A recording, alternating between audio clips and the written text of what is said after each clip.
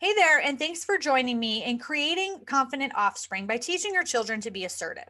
Now, Stephanie Matson said when children are treated with acceptance, they develop self acceptance. We all know that children experience pressure at home, and for sure, they also experience that same pressure in school. So it's never too early to teach them to be assertive.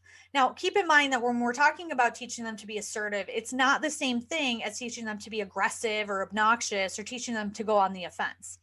Now, it all starts when we're children and continues into our adult life. So, what you need to understand is that the situation is more difficult for children because they're not yet aware that they have the same rights as we do as adults.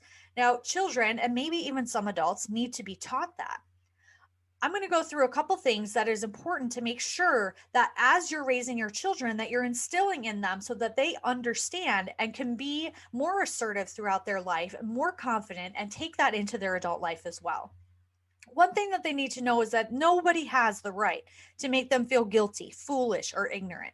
Again, we know this as adults, but when we're speaking about children, again, they don't understand that they have the same rights that we understand that we have as adults. So some bullies may try to do just that. And your child needs to know that these bullies don't have the right to do mean things to anyone. Bullies should just be ignored and not listened to for the sake of your child's well being. Another thing they need to know is that they don't have to make excuses for every little thing that they do. Now, as children, they're accountable only to a few people, and these people are mainly parents, brothers, sisters, close relatives, immediate family. And of course, they're accountable to themselves, but in all honesty, they're not really held accountable to anybody else. They also need to understand that they're allowed to change their minds and not feel bad about it. Some adults have a change of heart, so why can't kids have the same? Children need to know that it's okay to change their minds. Nothing's carved in stone, especially when it comes to children. Now, if things go wrong, children need to understand that it's not necessarily their fault.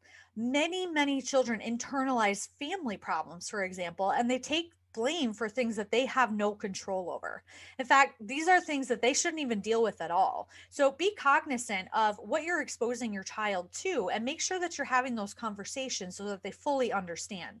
A good example of this would be, say, separation of their parents. It's not their fault, and they need to understand that. Children need to know that they don't have to know everything. This applies to a lot of adults too. It is okay to say, I don't know or I don't understand. Adults, they don't know everything, so why should children know everything? So it's super important to teach your child not to feel inferior because they don't have the right answers for all the questions at once. Children also feel this way in their early years of school, so they need to be reminded that their lack of knowledge is the primary reason why they have to stay in school and study and do their best that they can. Children need to understand that making mistakes are not the end of the world. There's nothing wrong about making mistakes. They need to know nobody's perfect and we all make them. They should just admit the mistake, correct it if possible. Mistakes are mechanisms that facilitate learning. Something else that's important to make sure that your children understand is that they don't have to be everybody's friend. They don't have to be the people pleasers. Not everybody's going to like them, and that's okay. Many children, especially in school, sometimes feel that there's something wrong with them if they only have a couple friends. This is one of the basic lessons for children. They're not going to be liked by everyone, and they're going to meet other kids who are just not on the same wavelength of them.